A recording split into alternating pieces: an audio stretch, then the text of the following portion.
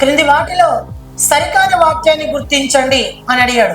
ఇక్కడ మొదటి ఆప్షన్ లో వరుసగా 9వసారి కేంద్ర బడ్జెట్ ను నిర్మలా సీతారామన్ గారు ప్రవేశపెట్టి రికార్డు సృష్టించారు అని ఇచ్చారు. రెండో ఆప్షన్ 1959 నుండి 64 మధ్య 6 సార్లు, అదేవిధంగా 67 నుంచి 69 మధ్య 4 సార్లు మొరార్జీ దేశాయ్ బడ్జెట్ ప్రవేశపెట్టారని రెండో ఆప్షన్లు ఇచ్చారు. నెక్స్ట్ 2017 ఫిబ్రవరి 1 నుండి రైల్వే బడ్జెట్ ను సాధారణ బడ్జెట్ నుండి వేరు చేయడం జరిగిందని ఆప్షన్ 3 ఇచ్చారు. ఇక్కడ కరెక్ట్ సరికాని వాక్యాన్ని గుర్తించండి అని అడిగారు.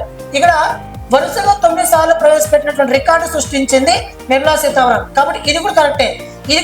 వివిధ దశలలో మొరార్జీ దేశాయ్ 10 సార్లు బడ్జెట్ ను ప్రవేశపెట్టాడు.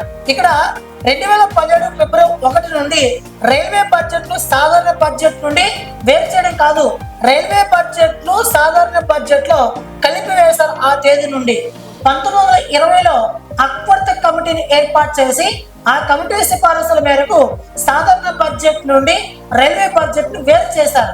2015లో ఏర్పాటు చేయబడ్డ బిబేక్ దేబ్రే కమిటీ సిఫారసుల మేరకు 2017 ఫిబ్రవరి 1 నుండి రైల్వే బడ్జెట్ ని సాధారణ బడ్జెట్ లో విలీనం చేశారు. కాబట్టి దీనికి ఆన్సర్ వచ్చేసి ఆప్షన్ 3.